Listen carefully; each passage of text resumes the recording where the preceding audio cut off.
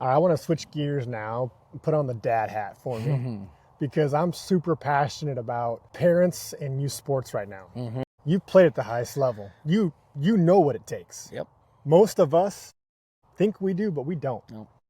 Can you talk to parents about how best they can support their kiddos right now as they're coming up? Yeah, I mean, that's a question that's fully loaded, right? Yeah. You want to have a very even push.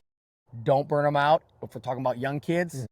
But the ones that show the love and the desire, I think that's when you feed them pretty hard. Yeah. How much do you want? Yeah. Right? Because that's what it takes. Yeah, 100%. You know, the kid that wakes up early, the kid that takes the extra swings, the kid that works on his hands and does these things over and over, everyday drills, eating right, getting enough sleep, studying hard, all those things.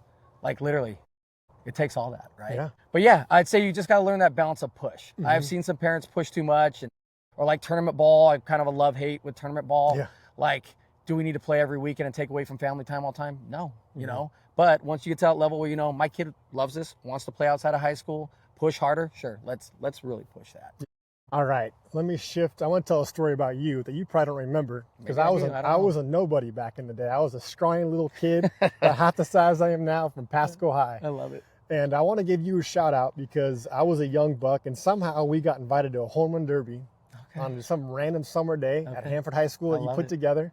I had no business being there because I could barely get it out of the infield. I love it. But that day, you were the humblest guy there, even though you were the best guy out here on the diamond. Yeah.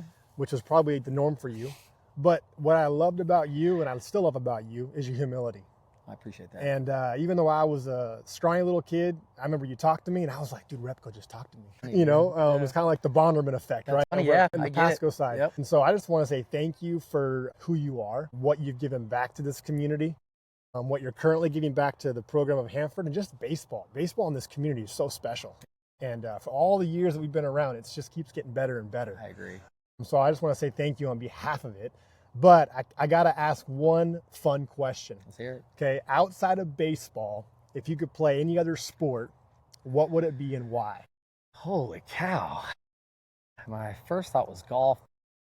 I mean, I loved basketball. I never played. Yeah. I mean, I played 7th and 8th grade junior high. I played all three sports then. Yep. As soon as high school hit, straight focus to baseball. But then I got the itch around my junior and then for sure my senior year. And the coach, I mean, like any coach, he wants you dedicated to your sport. Well, every Wednesday through the winter, I want to do hitting league at Stottlemyre's. That's my passion is baseball. Man, yeah. Let's go. 3-on-3 hitting league, right? Yeah. And unfortunately, the coach was like, listen, if you don't dedicate yourself to every day, you can't be on this team. So I didn't get to play. So I actually loved basketball. I feel like I was dunking as a freshman. Dude, that's awesome. I you know, and I didn't have the height, but I guess, you know, playing in the NBA would be freaking dope. So I guess I'd have to lean on basketball. Hey, that NBA money is the real deal. Guaranteed contract. Hey, I thank you for your time. Thank you for everything you're about. Yeah. And we'll do a part 2 someday to talk about all the other fun stuff. Absolutely. But yeah, good luck the rest of the season.